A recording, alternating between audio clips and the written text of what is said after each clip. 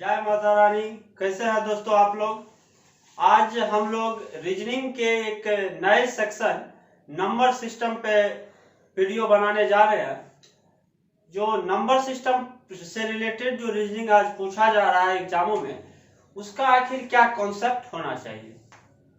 वैसे दोस्तों रीजनिंग की कोई कॉन्सेप्ट नहीं होती है, इसका हिंदी शब्द होता है आपको तर्क शक्ति। मतलब आपके पास तर्क जजमेंट का क्या पावर है वही आपका रिजल्ट देता है। लेकिन कुछ कुछ क्वेश्चनों में कुछ लॉजिक छुपे होते हैं, उस लॉजिक के आधार पे हम लोग रीजनिंग के नंबर सिस्टम में उसे कुछ रूल्स बना दिया गया है। बेसिकली हम फिर भी कह रहे हैं जो रीजनिंग का कोई रूल्स नहीं है, आपका जजमेंट कैसा काम कर रहा है ये जरूरी है। तो आइए हम लोग उससे कुछ रूल्स को देखते हैं। सबसे पहला हम देखते हैं जो अगली संख्या जो होता है वो पिछली दो संख्या या पिछली तीन संख्या के सम के बराबर होता है। जैसा कि हम पहला पॉइंट लिख रहे हैं, अगली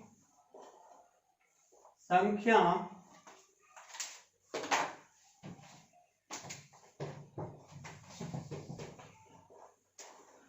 पिछली संख्या के जोड़ पर। आइए देखते हैं इसमें क्या मतलब आगे का जो संख्या है वो पीछे के संख्या के सम पे डिपेंड है। जैसे मैं एक संख्या लिख रहा हूं 3, 5, 8, 13, 21, 34, 55 वाट। अब इसको अगर गौर से दोस्तों हम देखें तो एक रीजनिंग का सीक्वेंस हमको दे दिया गया है। आखिर इस सीरीज का क्या कॉम्बिनेशन है, इसमें कौन सा रूल्स लगा है, सिर्फ ये हम लोगों को देखना है। बेसिकली दोस्तों आप देखिए पहला संख्या 3 है, अगला संख्या 5 है, उसके बाद जो संख्या है यानी कि फर्स्ट और सेकंड में आपको कोई लॉजिक नहीं मिला। यहाँ 3 है, यहाँ 5 है, यहाँ तक देखने में हमको कुछ नहीं पता चला। लेकिन जैसे ही मैंने थर्ड संख्या 8 को देखा तो मैंने सोचा वो शायद ये 3 + 5 = 8 क्या मतलब ये जो अगली संख्या वो पिछली दो संख्या, यहाँ पिछली दो संख्या के जोड़ पे डिपेंड कर दिया। अब जो अगला ये 13 है उसको क्या किया 5 + 8 = 13 कर दिया गया। अब जो यहाँ 21 है उसको क्या किया गया 8 + 13 = 21। अगला जो है 34 इसको 21 + 13 = 34। उससे अगला जो 55 है उसको 21 + 34 = 55। तो मैंने देखा दोस्तों यहाँ पे जो आगे का जो संख्या है वो पीछे के दो संख्या के जोड़ है, तो पीछे के दो संख्या का सम है। तो इस संदर्भ में यहाँ जो मेरा वाट है यहाँ पे हम कह सकते हैं 34 + 55 4, 5, 9, 5, 3, 8 मतलब मेरा आंसर 89 होगा। ये पहला रूल्स है। वैसे इस रूल्स का कहीं भी कोई जिक्र नहीं होता है क्योंकि रूल्स तो रीजनिंग में कुछ होता ही नहीं है, वो आपका अपना जजमेंट कार्य करता है, आपने उस रीजनिंग के संदर्भ में क्या सोचा उस समय में बस। लेकिन एक रूल्स मैंने देखा जो पीछे के दो संख्या को अगर हम जोड़ देते हैं तो हमें अगली का एक संख्या अगला एक संख्या मिलता है। मतलब 3 + 5 = 8, 8 + 5 = 13, 13 + 8 = 21, 21 + 13 = 34, 34 + 21 = 55, 55 + 34 = 89। ये एक पहला रूल्स था। अब आते हैं हम लोग इसके दूसरे रूल्स पे। रीजनिंग में आप अपना दिमाग का जितना ज्यादा उपयोग करते हैं, जैसे ही 2-3 रूल्स लगा दिए उसमें जो रूल्स पकड़ा गया उसके अकॉर्डिंग अगर 3-4 सीक्वेंस बैठ गया तो हमारा यह काम हो जाएगा। दूसरा रूल दोस्तों हम देखते हैं गुना के आधार पर, और यह आपका एसएससी का बड़ा फेवरेट क्वेश्चन है। एसएससी में आपको गुना के आधार पे काफी ज्यादा क्वेश्चन दे दिया जाता है। जैसे देखिए जैसे 12 दिया, 36 दिया, 108 दिया, 324 दिया, यहाँ वाट कर दिया। मतलब अब यहाँ क्या होगा तो हम देखने के साथ ही कह सकते हैं जो 12 में अगर हम 3 से मल्टीप्लाई किए तो हम 36 पे पहुंचे हैं। 36 में फिर जब हम 3 से गुना किए तो 108 पे पहुंचे हैं। 108 में जब फिर हम 3 से गुना किए 324 पे पहुंचे हैं। 324 में फिर हमको 3 से गुना करेंगे तो 972 पे हम अपना रिजल्ट ले आएंगे। मतलब ये हो गया गुना के आधार पे। यहाँ पे गुना का संख्या समान है, मतलब गुना के संख्या में इंक्रीज नहीं हो रहा। इसी का एक अगला कॉन्सेप्ट होता है गुना के बढ़ते क्रम पे, जो मैं थर्ड पॉइंट लेने जा रहा हूं। गुना के बढ़ते क्रम पे आप देखिए ये क्या है, जैसे 1 है, 2 है, 6 है, 24 है, 120 है, यहाँ 720 है, यहाँ 8 है। दोस्तों ये गुना था जिसमें हर एक दो संख्या में एक समान गुना का क्रम था। मतलब मैंने 12 को भी 3 से मल्टीप्लाई किया 36 को 3 से मल्टीप्लाई किया 108 को 3 से मल्टीप्लाई किया 324 को 3 से मल्टीप्लाई किया 924। ये भी गुना के ही क्रम पे, लेकिन यहाँ पे क्या है वो देखिए। अब देखिए 1 को आप 2 से मल्टीप्लाई किए 2 पे पहुंचे, 2 को आप 3 से मल्टीप्लाई किए 6 पे पहुंचे, 6 को आप 4 से मल्टीप्लाई किए 24 पे पहुंचे, 24 को आप 5 से मल्टीप्लाई किए 120 पे पहुंचे, 120 को आप 6 से मल्टीप्लाई किए 720 पे पहुंचे, 720 को आप 7 से मल्टीप्लाई कीजिएगा तब आप 5040 पे पहुंचेगा। मतलब ये हमारा रिजल्ट हो जाएगा। देखिए ये भी गुना ही है, लेकिन यहाँ पे क्या किया, गुना का इंक्रीजिंग ऑर्डर कर दिया। यहाँ पे 2 से मल्टीप्लाई, यहाँ पे 3 से, यहाँ पे 4 से, यहाँ पे 5 से, यहाँ पे 6 से, यहाँ पे 7 से। ये अगला होता है। गुना का दो क्रम होता है, एक हुआ आपका बढ़ते क्रम में, एक हो गया आपका घटते क्रम में। अब एसएससी वाला इस बार 2019 में क्या क्या था वो क्वेश्चन आप देख लीजिए। इसी क्रम को जस्ट पलट के यहाँ से 24 जो क्या था वो जो पूछा था इस बार 2019 में एसएससी 5040 720 120 वाट 621। अब देखिए ये गुना नहीं करके उसका क्या किया, क्रम पलट के क्या कर दिया, भागा कर दिया। मतलब इन्होंने इसको भागा कर दिया 7 से, इसको भागा कर दिया 6 से, इसको भागा कर दिया 5 से, तो यहाँ पे आपका हो गया 24। इसको भागा कर दिया 4 से, इसको कर दिया आपको 3 से, और इसको कर दिया आपको 2 से। मतलब गुना और भागा पे एसएससी वाले का काफी ज्यादा फोकस होता है, क्योंकि आज जो रीजनिंग पूछा जा रहा है वो आपका सिर्फ लॉजिक चेक करना चाहता है, जो आपका जजमेंट कैसा काम कर रहा है। अब अगला हम लोग इसी का क्रम देखते हैं आगे। ये गुना वाला दो होता है, एक आपका गुना जब सभी संख्याओं के मध्य समान गुना किया जाए, और एक जब एक से बढ़ती संख्या के बीच में गुना का मान भी बढ़ता जाए। अगला दोस्तों देखिए, दो पदों के अंतर समान होने पे, इससे काफी ज्यादा रीजनिंग आपका रेलवे में भी पूछा जाता है। दो पदों के बीच अंतर समान होने पर, जैसे मैं एक लिख रहा हूं 3 11 90 वाट और 35। दोस्तों इसमें कुछ नहीं है, दो पदों के बीच का जो अंतर है, डिफरेंस है, वो इक्वल है। अब हमको वही देखना है जो क्या डिफरेंस दोनों का इक्वल है। आप देखिए इसके लिए आप जैसे एक 10th में पढ़े होंगे अर्थमेटिक प्रोग्रेशन, समांतर श्रेणी, उसमें आप क्या करते थे, a2 माइनस a1 बराबर a3 माइनस a2 करके d निकाल लेते थे, मतलब कॉमन डिफरेंस। और कॉमन डिफरेंस क्या होता था, हर एक जगह समान होता था, तो वही कॉमन डिफरेंस हमको यहाँ भी देखना है। अब देखिए 11 माइनस 3 भी आपको 8, यहाँ पे 19 माइनस 11 भी आपको 8। मतलब हम यहाँ से देखें तो यहाँ जो डिफरेंस है दो पदों के बीच में वो आपका 8 है। तो हम डेफिनेटली कर सकते हैं जो x माइनस 19 इक्वल टू 8, क्योंकि हमको तो ये पता नहीं है कितना है, तो इसको हम x मान लिए, x माइनस 19 इक्वल टू 8, तो मतलब x इक्वल टू 8 प्लस 19 मतलब 27। अब इसके लिए आप रख दीजिए 27। अब देखिए 27 माइनस 19 इक्वल टू 8। मतलब दो पदों के बीच अगर अंतर समान हो तो वो अर्थमेटिक प्रोग्रेशन होता है, जो आपका मैथ में, हमारे मैथ के जो सुमित सर है उसके द्वारा आगे के वीडियो में बताया जाएगा।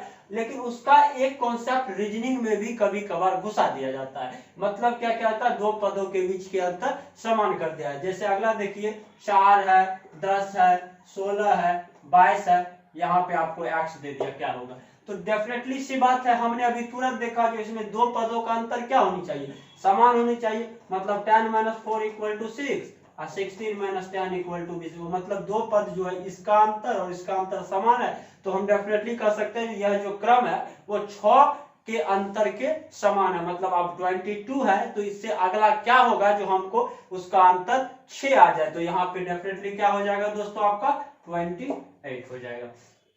ये भी काफी ज्यादा रीजनिंग अभी हमारे जितने भी एग्जाम आ रहे हैं उसमें धड़ल्ले से पूछे जा रहे हैं। आगे देखते हैं दोस्तों।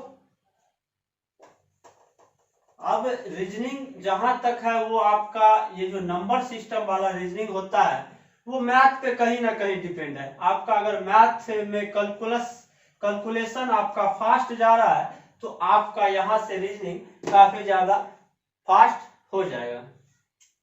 अगला दोस्तों हम देखते हैं, संख्याओं के बीच का जो अंतर होता है उसे वर्ग कर देगा, कभी कभी घन कर देगा। तो आइए देखते हैं अगला, संख्याओं के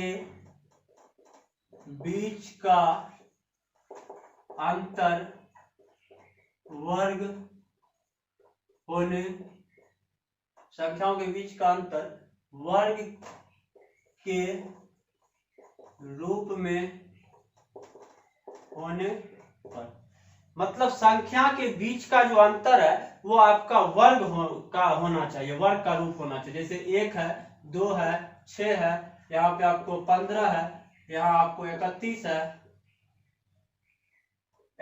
है और यहाँ आपको 92 है।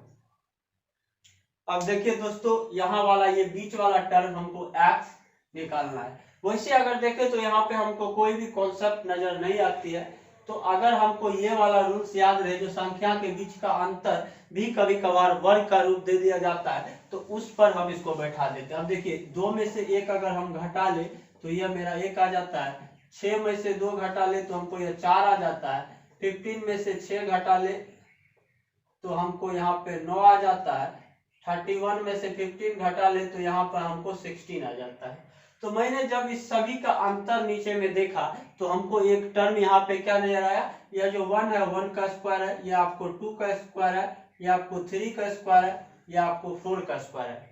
तो क्या हम कह सकते हैं जो अगला जो होगा वो 5 का स्क्वायर का अंतर होगा, उससे अगला 6 के स्क्वायर का अंतर होगा। अब देखिए यहाँ पे अगर हम 5 के स्क्वायर का अंतर करते हैं तो हमको 25 आता है। मतलब 31 से 25 ज्यादा, मतलब 31 और प्लस 25 यहाँ पे, तो आपका यहाँ पे हो जाएगा 56। अब इस 56 में से आप 31 घटाइए, क्या आपको 25, 5 का स्क्वायर हुआ। उससे अगला आप अगर 92 में से 56 घटाते हैं तो 36, जो 6 का स्क्वायर होता है।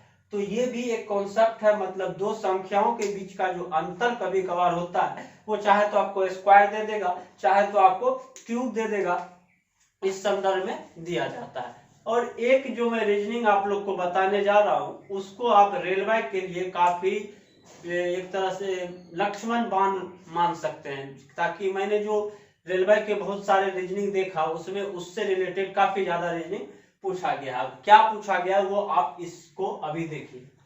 जैसे आप रेलवे एनटीपीसी से लेकर रेलवे के जितने भी एएलपी टेक्नीशियन ग्रुप डी जो भी एग्जाम हुए हैं उसमें ये रीजनिंग हमको काफी ज्यादा बार देखने को मिला है। क्या है वो रीजनिंग, वो देखिए। वो है आपको संख्याओं का अंतर गुणक के रूप में, संख्याओं का अंतर गुणक के रूप में। देखिए क्या है वो, 69, 72,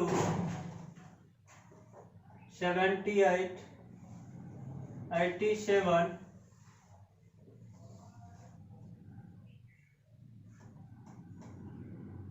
114 यहाँ पे आपका x। ये मैं एक यह ले रहा हूं और दूसरा मैं आपका 5 10 20 35 x, एक मैं यह ले रहा हूं। दोस्तों यह दोनों संख्याओं के गुणक के रूप में भी या और ये वाला जो टर्म है उसको आप एक संख्या के बढ़ते क्रम में भी कर सकते हैं। आइए देखते क्या है।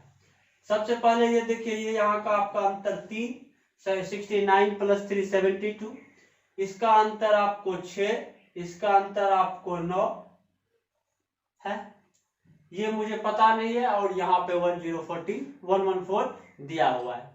अब गौर से देखिए, यहाँ पे 3, यहाँ पे 6, यहाँ पे 9, ये आपका 3 3 का बढ़ता हुआ क्रम है। चाहे तो इसको बढ़ते हुए क्रम लेके चल जाइए आप, या नहीं तो आप इसको क्या करिएगा, 3 × 1 3 × 2 3 × 3, दो रूल्स एक ही साथ इसमें जा रहा है दोस्तों।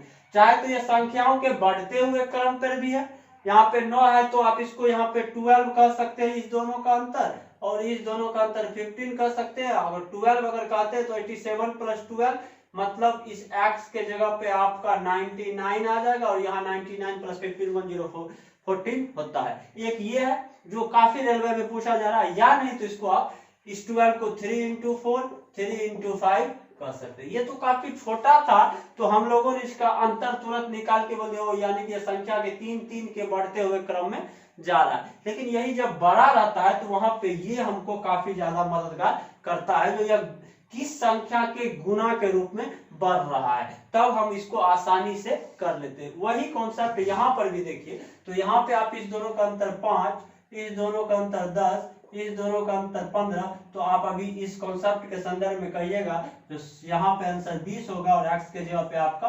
55 हो जाएगा। यहाँ भी देखिए तो 5 × 1 5 × 2 5 × 3 और 5 × 4, मतलब ये गुणा के एक बढ़ते हुए क्रम में जा रहा है।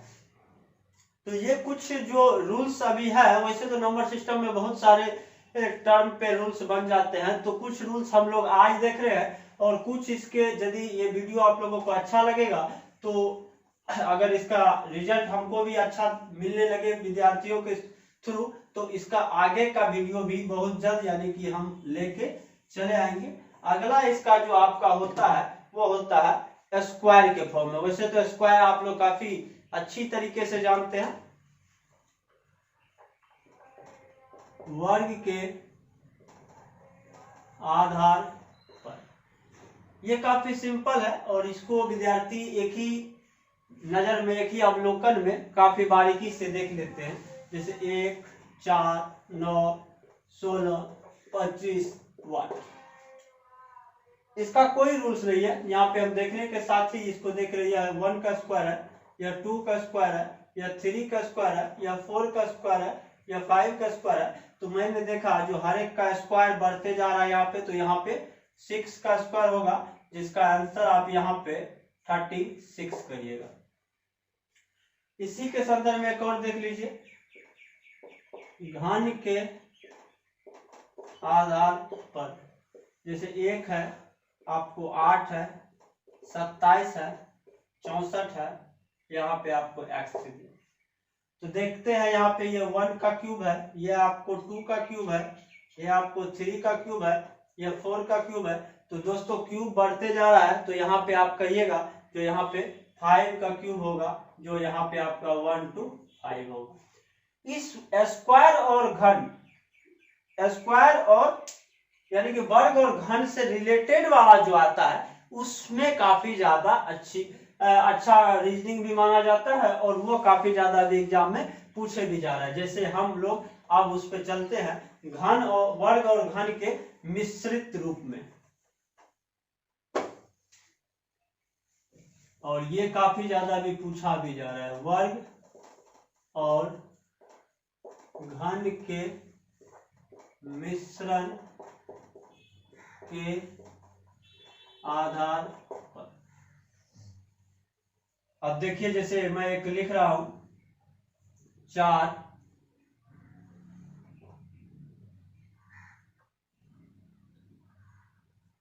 27 36 125 100, यहाँ पे आपको 343 और यहाँ पे आपको वाट और यहाँ पर भी आपको वाट, यानी कि डबल एक्स आपको बताना है। ये आपका स्क्वायर और क्यूब दोनों का एक मिश्रित रूप है जो धड़ल्ले से एग्जाम में पूछा जा रहा है। अब इसमें देखिए क्या हो रहा है, आखिर कैसा कॉन्सेप्ट इसका आपको जा रहा है।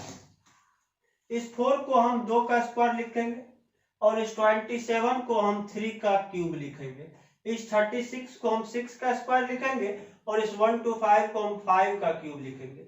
इस 100 को हम 10 का स्क्वायर लिखेंगे और इस 343 को हम 7 का क्यूब लिखेंगे। अब मेरे पास यहाँ पे डबल एक्स है, तो अब देखिए यहाँ पे 2 के बाद 6 का स्क्वायर, 6 के बाद 10 का स्क्वायर, 10 के बाद एक होगा जो स्क्वायर जा रहा है और फिर जा रहा है आपका क्यूब, 3 का क्यूब, 5 का क्यूब, 7 का क्यूब। अब यहाँ एक आएगा, मतलब एक स्क्वायर वाला टर्म छोड़ दिया गया है और एक क्यूब वाला टर्म छोड़ दिया गया है। तो स्क्वायर के टर्म में अगर हम देखें तो 2 के बाद 6 मतलब 4 प्लस स्क्वायर लिया, यहाँ पे 6 के बाद 10 मतलब 4 प्लस लिया, क्योंकि वैसे 2 के बाद ये 4 ले सकता था, क्योंकि 2 के बाद 3 का क्यूब, 4 का स्क्वायर, 5 का क्यूब, 6 का स्क्वायर ये ले सकता था। लेकिन इन्होंने क्या किया, 2 के बाद 4 का लिए, 6 का लिया, 6 के बाद 10 का लिया। तो 10 के बाद अगर हम यहाँ पे 4 जोड़ते हैं तो 14 होता है और 14 का स्क्वायर आपको 196, मतलब एक एक्स आपको 196 मिल गया। क्यूब के संदर्भ में इन्होंने क्या किया, हर एक विषम संख्या का क्यूब ले लिया, 3 का क्यूब, 5 का क्यूब, 7 का क्यूब। तो यहाँ 9 का क्यूब और 9 का क्यूब आपको कितना हो गया, 7 to 9। ये आपको 9 का क्यूब है और ये आपको 14 का स्क्वायर है। दोस्तों आज रीजनिंग के नंबर सिस्टम से मैंने कुछ ये रूल्स आप लोगों के सामने रखे हैं और इसके और भी जो रूल्स बचे हुए हैं उसको हम लोग नेक्स्ट वीडियो में ला रहे हैं। तो तब तक आप इस वीडियो को एंजॉय कीजिए, अपने दोस्तों के साथ शेयर कीजिए। जो अभी तक हमारे चैनल को सब्सक्राइब ना किए हैं सब्सक्राइब कीजिए। मिलते हैं नेक्स्ट वीडियो में। Thank you.